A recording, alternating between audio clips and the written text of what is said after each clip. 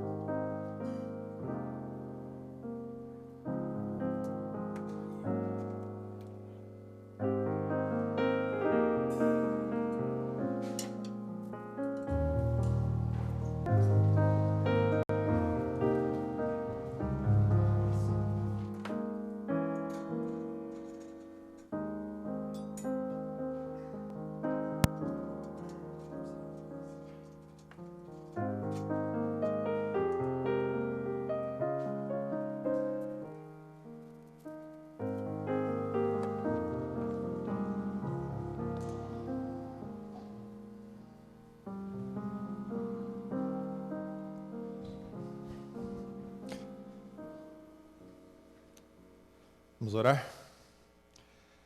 Bom, Pai, Muito obrigado porque a fome que temos em nosso coração é uma fome que pode encontrar em Cristo Jesus a saciedade que precisamos. Obrigado por termos esse momento juntos aqui hoje, nesse início de noite. Podermos parar um pouco a vida e refletirmos em como podemos, através do relacionamento contigo e de um melhor relacionamento com as pessoas, encontrarmos felicidade e propósito para a nossa vida. Você conosco nesses momentos, te pedimos por Jesus. Amém. Boa noite. Tudo bem com vocês? É muito bom ter você aqui hoje para mais um programa Viva, uma experiência real. Esperamos que você aprecie os momentos que terá conosco hoje e as nossas boas-vindas também ao pessoal conectado na nossa transmissão web. Muito obrigado por sua companhia cada semana. E se você está conosco, quem sabe hoje pela primeira vez, essa é a Nova Semente, uma comunidade adventista do sétimo dia, que existe para buscarmos juntos, a cada semana, uma experiência real com Deus. Eu quero lembrar você sobre o acesso às nossas séries. Muita gente nos escreve, manda e-mails, solicitando para rever algum dos conteúdos que a gente tem aqui. E todas as nossas séries estão disponíveis no nosso website, www.novasemente.org, e podem ser acessadas e assistidas a qualquer hora. E você também pode baixar tanto o áudio dos temas, ou então assinar o nosso podcast para ter acesso constante aos conteúdos, às séries, os temas que temos aqui, diretamente no seu smartphone ou no seu tablet, e assim a gente fica conectado. Há algumas semanas, o pastor Kleber tem apresentado já esta série, a série Descontaminados, e hoje eu gostaria de refletir um pouco com vocês sobre a influência das nossas ações, das nossas falhas, dos nossos fracassos, em nossa vida e nos nossos relacionamentos. O título da mensagem de hoje, Lixo Fatal. Vamos falar um pouco sobre aquilo que as pessoas costumam colocar embaixo do tapete do coração, mas que muitas vezes traz consequências que não nos fazem bem. Eu me lembro, minha experiência de criança, o meu irmão, Felipe, ele achou um esconderijo para a mesada dele. Ele percebeu que um dos parquês, um dos tacos, que ficava embaixo do tapete, podia ser retirado, e ele fez aquilo ali de cofre. Ele trocava a mesada dele e ele escondia ali. E eu me lembro quando nós saímos numa viagem de férias, nós recebemos uma visita em casa, nas férias. E adivinha o que é que o bandido achou embaixo do tapete da sala? A mesada do meu irmão. Quando nós voltamos de férias e soubemos do assalto e tal, a primeira coisa que ele foi procurar foi a mesada dele. E adivinha? A pergunta do meu irmão: quem ia achar um dinheiro embaixo do tapete escondido? Pois é. Acontece que aquilo que eu e você escondemos embaixo do tapete, um dia pode ser descoberto. Recentemente, um conceito que tem sido constantemente revisto, analisado e descartado é o da compartimentalização do ser humano. Até algum tempo atrás, esperava-se que você desempenhasse distintos papéis na vida e que um não interferisse no outro. Por exemplo, seu papel familiar não deveria prejudicar ou interferir no seu papel profissional. E o mantra, a oração desse tipo de pensamento é que você devia deixar os seus problemas pessoais do lado de fora do trabalho. E o contrário também era verdade. Você não devia levar os problemas do trabalho para dentro de casa. A minha pergunta é: será que isso é plenamente possível? Ano passado, uma pessoa resolveu nos visitar, veio aqui pela primeira vez, e se aproximou de um dos nossos voluntários aqui e começou a conversar com ele um pouco, se informando sobre quem éramos, o que fazíamos aqui. E ele percebeu uma angústia muito grande no visitante nosso voluntário, conversando com ele, descobriu o seguinte. Ele disse que há 6 meses, todos os dias de manhã, ele se despedia da sua família, dava um beijo, um abraço na esposa, na filha e saía para o trabalho. Um trabalho que ele já havia sido demitido há 6 meses. Por 6 meses esse homem não conseguia compartilhar com a família os problemas que ele tinha no trabalho. Ou melhor dizendo, o trabalho que ele não tinha mais. Assistiu a programação e depois, no final da programação, ele procurou de novo aquele novo amigo e desabafou. Hoje eu me despedi de novo da minha mulher e da minha filha. Só que hoje eu tinha o objetivo de me suicidar. E Deus me trouxe aqui. Eu estou saindo daqui hoje mais forte para encarar minha família e para pedir que eles me ajudem a resolver os meus problemas, porque eu não consigo mais sozinho. Aquilo que a gente não pode esquecer, de maneira nenhuma, é que nós somos seres integrais. O que acontece em uma área da vida afeta todas as demais. Tudo está interligado e em um momento ou outro, os problemas de uma área da vida vão influenciar e alcançar as demais. É impossível esconder-se de si mesmo. E a forma como você lida com os seus próprios erros e fracassos vai determinar o tipo de vida que você vai ter. Mas além do relacionamento com as pessoas e com a gente mesmo, muitos, talvez até conscientemente, têm escondido de Deus aspectos da nossa vida que são errados, que vão contra os princípios de Deus. Isso pode ser uma atitude, pode ser um hábito, pode ser algo que nos leva a agir de maneira contrária à vontade de Deus. E essas coisas são aquilo que a Bíblia chama de pecado. E talvez você se pergunte, mas o que é pecado? E eu queria, nesse momento, permitir que a Bíblia nos dissesse ou nos definisse. João, a carta de João, diz que todo aquele que comete pecado transgride a lei, pois o pecado é a transgressão da lei.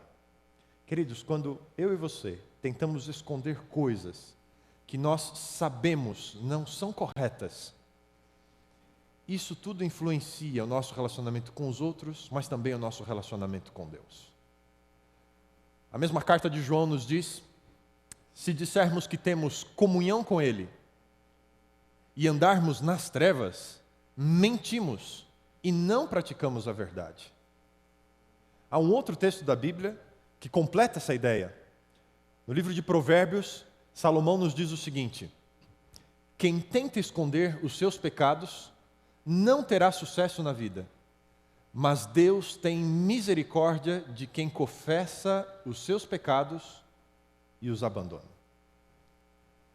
O nosso relacionamento com Deus é prejudicado quando tentamos esconder, inclusive dele, coisas que tentamos esconder de todas as pessoas. Essa busca por convergência pessoal interior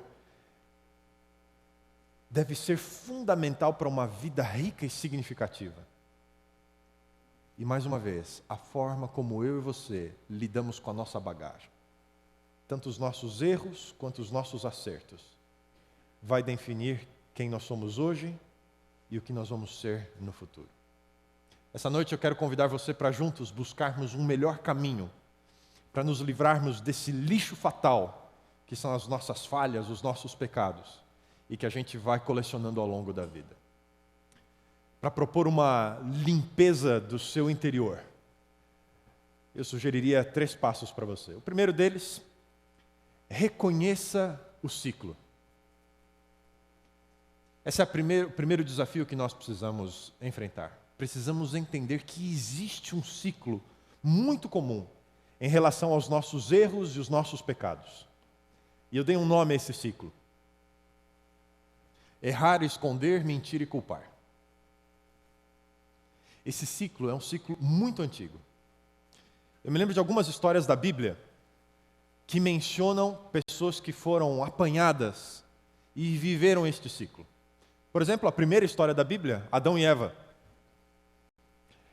Eva toma do fruto que Deus havia proibido que ela comesse, e Adão também toma do mesmo fruto, os dois comem. E quando Deus vai procurá-los para um encontro regular que ele tinha com eles a cada dia, Adão e Eva, depois de terem errado, depois de terem falhado, simplesmente se escondem, como se isso fosse solucionar ou resolver o erro que eles haviam cometido pouco tempo atrás. Errar e esconder. Mas Deus os encontra finalmente e pergunta o que está acontecendo. E ele vai para Adão, e Adão, o que aconteceu? Adão havia errado, se escondido, e agora ele começa a dizer, eu não tive culpa, foi a mulher que o Senhor me deu. A culpa deve ser metade dela e metade sua.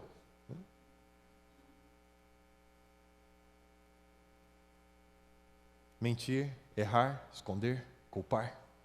Deus vai e conversa com Eva. E Eva, é verdade isso que Adão está falando? Não, não é verdade não. O problema foi a serpente que o Senhor criou. Ela é a verdadeira culpada.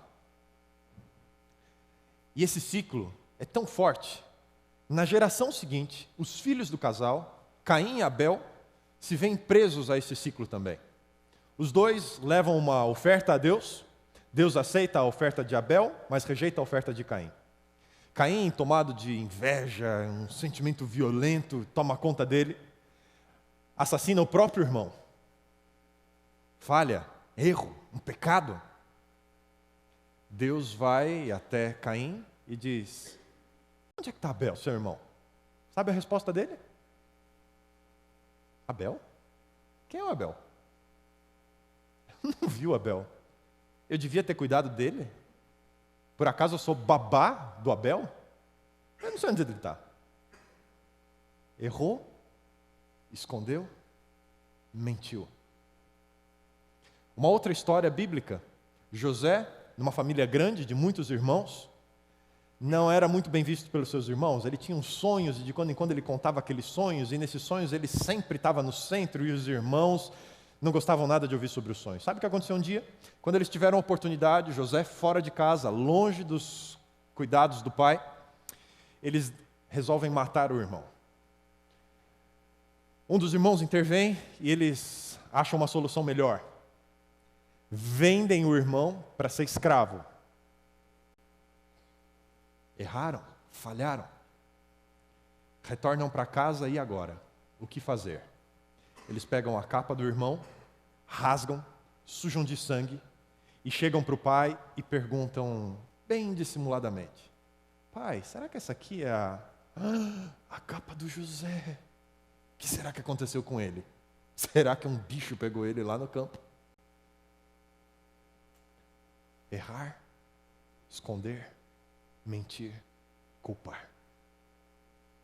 Esse ciclo busca iludir você de que é possível carregar os seus erros por toda a vida sem nunca ser prejudicado, sem nunca ser alcançado por eles, sem nunca ter que dar conta das coisas que eu e você fazemos.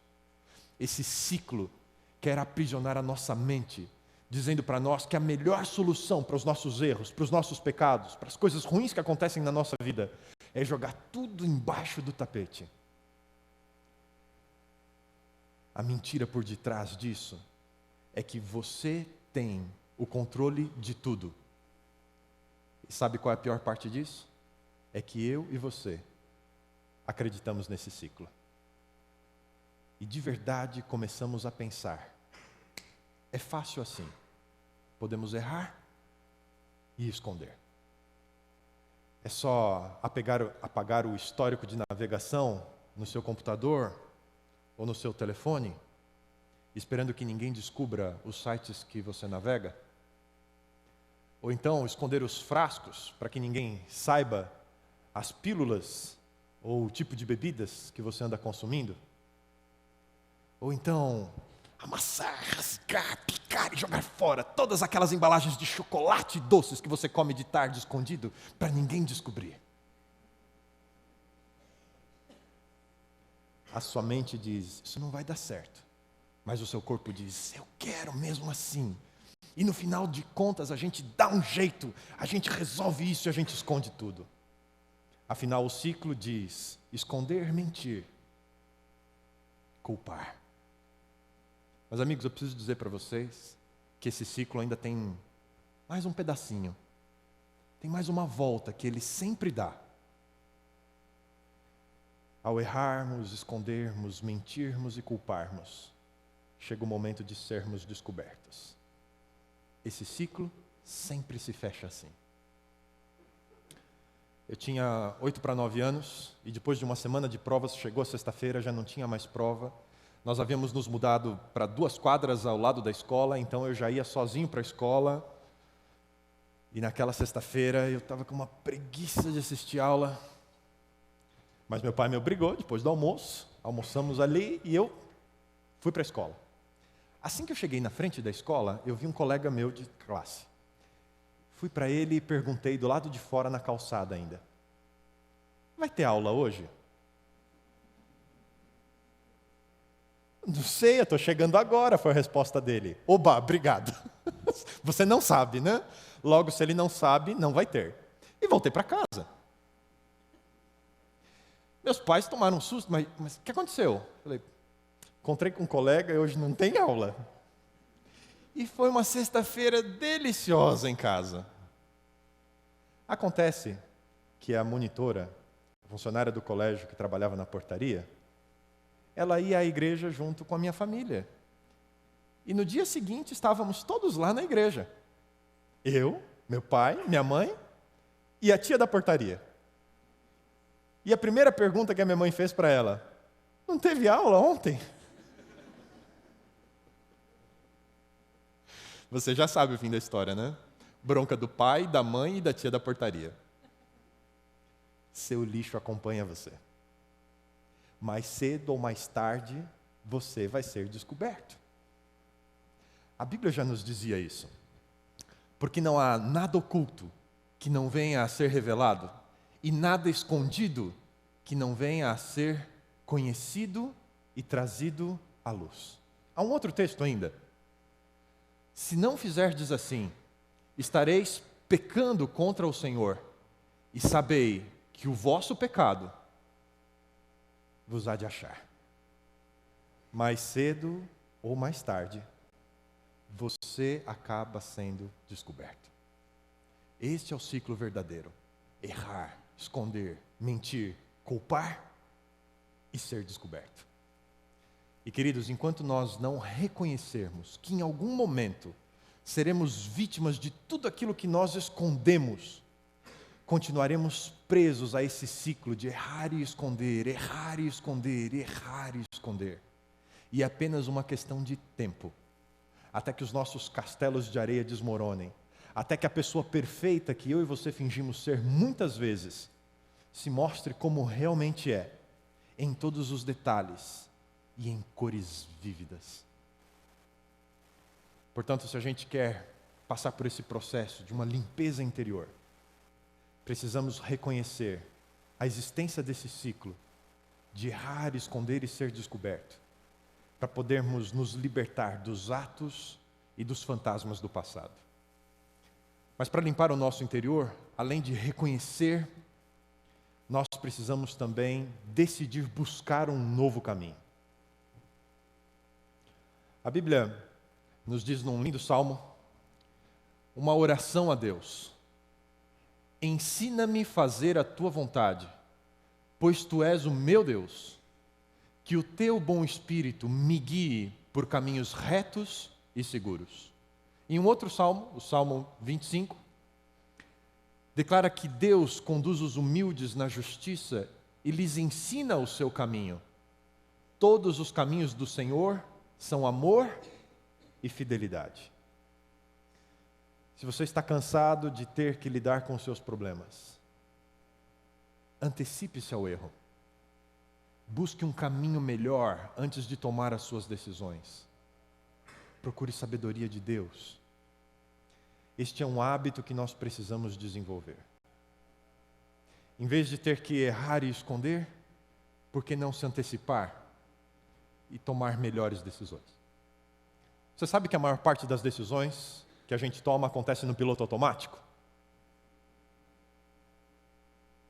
Há uma série de coisas que a gente faz no dia que a gente nem pensa nelas. Fazemos coisas sem pensar nas possibilidades, sem levar em conta o princípio da causa e da consequência. Simplesmente fazemos. Você conhece a terceira lei da mecânica de Newton, né? Ela diz que a toda ação há sempre uma reação oposta e de igual intensidade. E pela minha experiência de vida, parece que essa lei funciona em outras áreas da vida também. Ação e reação se aplica em outras circunstâncias do dia a dia. Eu lembro de algumas histórias da Bíblia. Por exemplo, Abrão. Abrão foi um grande líder.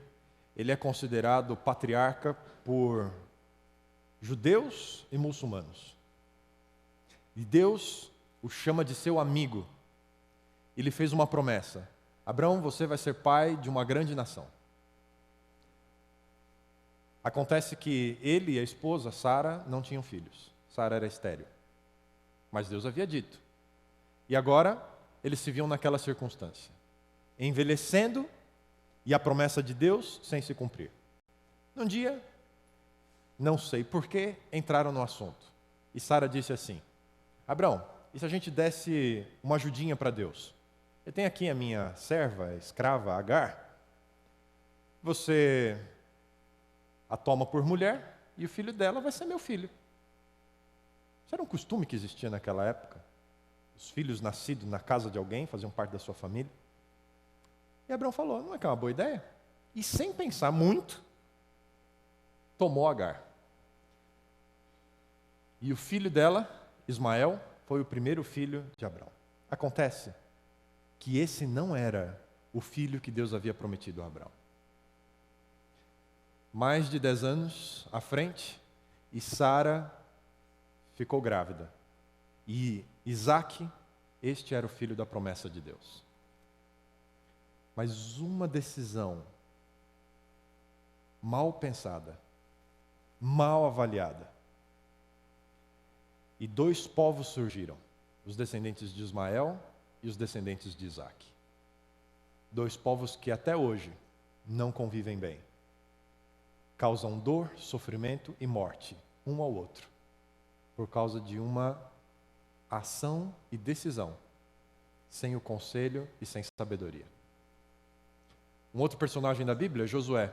Josué foi um grande líder. Ele substituiu Moisés, que havia liderado o êxodo do Egito. E a primeira missão de Josué à frente de Israel era enfrentar a cidade fortificada de Jericó para tomar posse da terra de Canaã, que havia sido prometida a Abrão. Josué se sentiu pequeno para a tarefa, buscou orientação de Deus, e Deus disse: vocês só olhem, vão rodar em torno da cidade, mas o resto faço eu.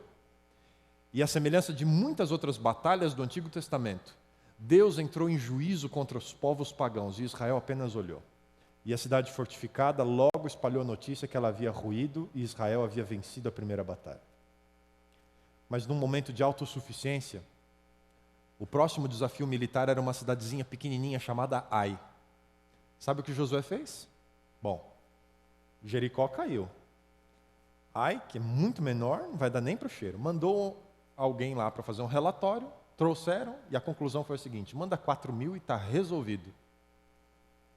Queridos, assim que os 4.000 chegaram, foram surpreendidos pelo exército de Ai e voltaram correndo, amedrontados, apavorados, e ainda 36 morreram por causa de uma decisão mal planejada, sem pedir conselho de Deus.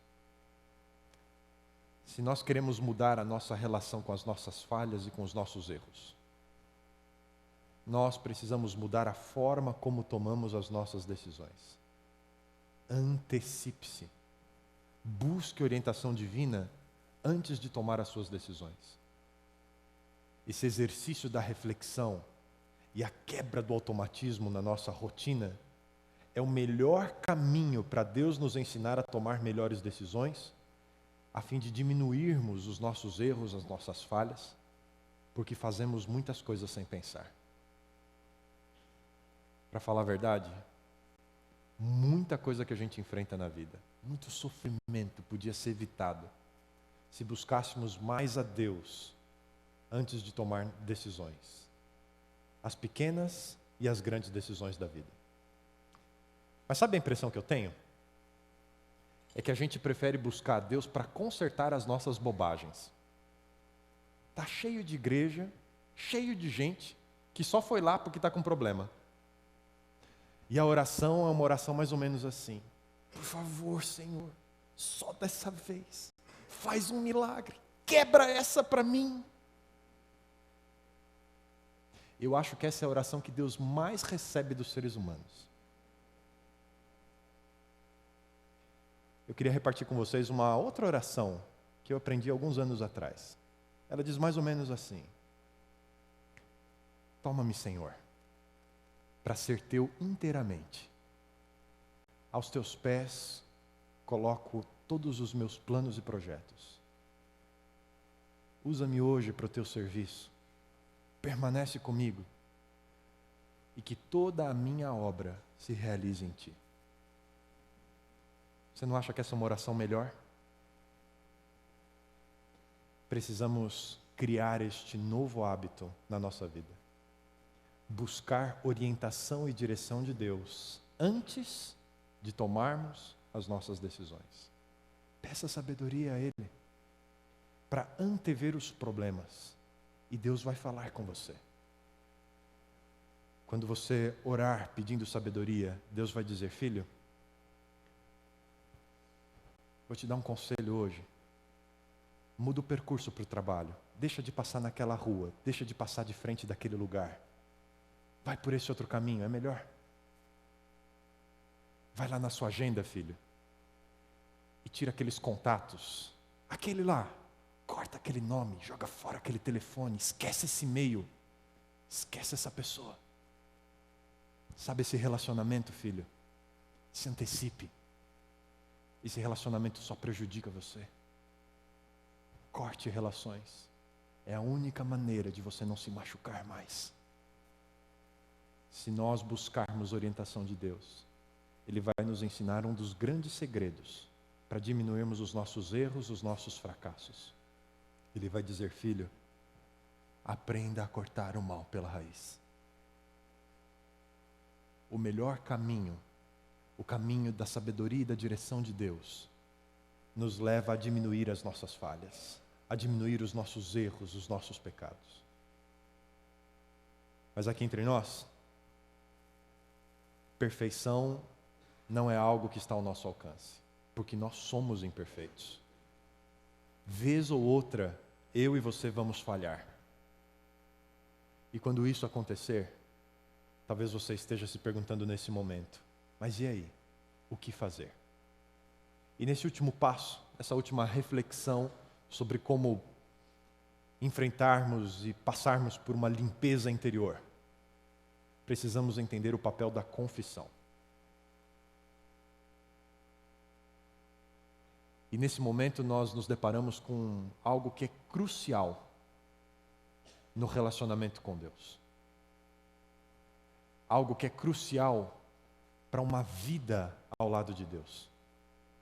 Há um conselho da Bíblia que eu queria repartir com vocês.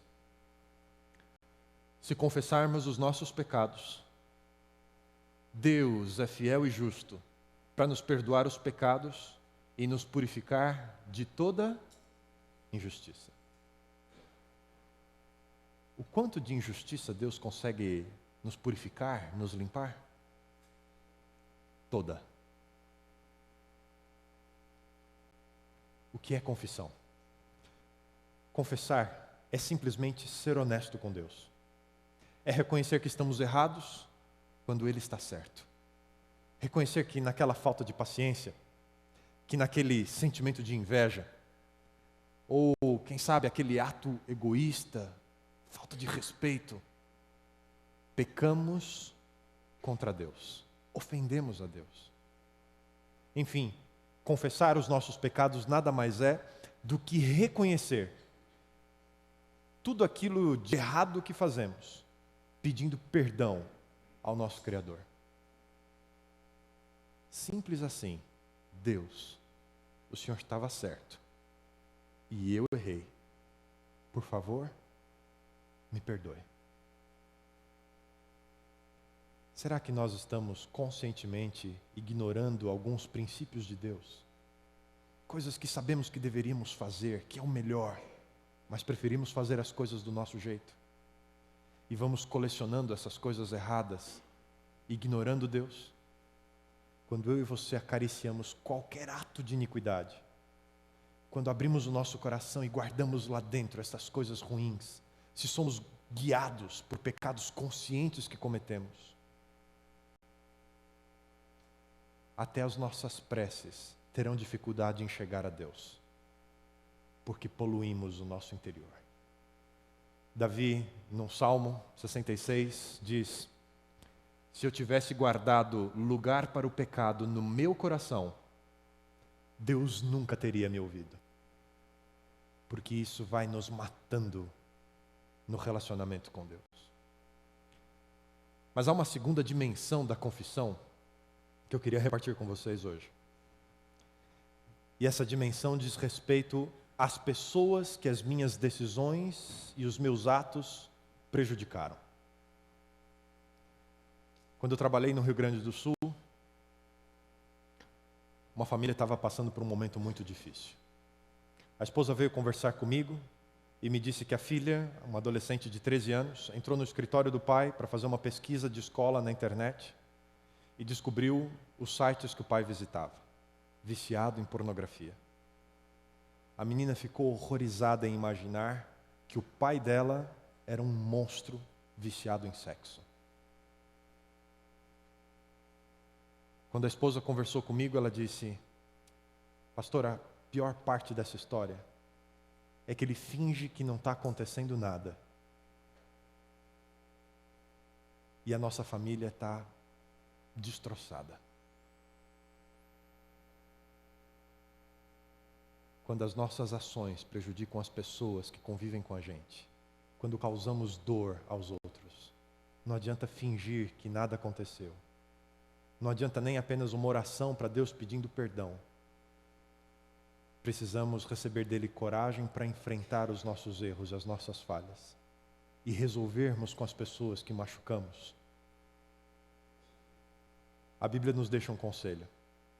Tiago escreve: confessem suas faltas uns aos outros e orem uns pelos outros, a fim de que vocês possam ser curados. Porque a oração fervorosa de um homem justo tem grande poder e resultados maravilhosos. Quando buscamos as pessoas que temos prejudicado, quando abrimos o nosso coração e, vulneráveis, contamos a elas as nossas falhas, os nossos fracassos, e pedimos que Deus esteja conosco ali, Deus cura as nossas feridas. Talvez você esteja arrastando com você um passado muito grande. Deus quer curar você. Deus quer trazer paz ao seu coração. E enquanto desprezarmos que existem consequências se estivermos constantemente em contato com o lixo tóxico dos nossos pecados, a nossa vida corre um risco fatal de que os nossos relacionamentos estejam envenenados com Deus e com o próximo. Eu tinha 10 anos de idade quando, sem entender muito o que estava acontecendo, era tudo novidade para a maior parte das pessoas no Brasil.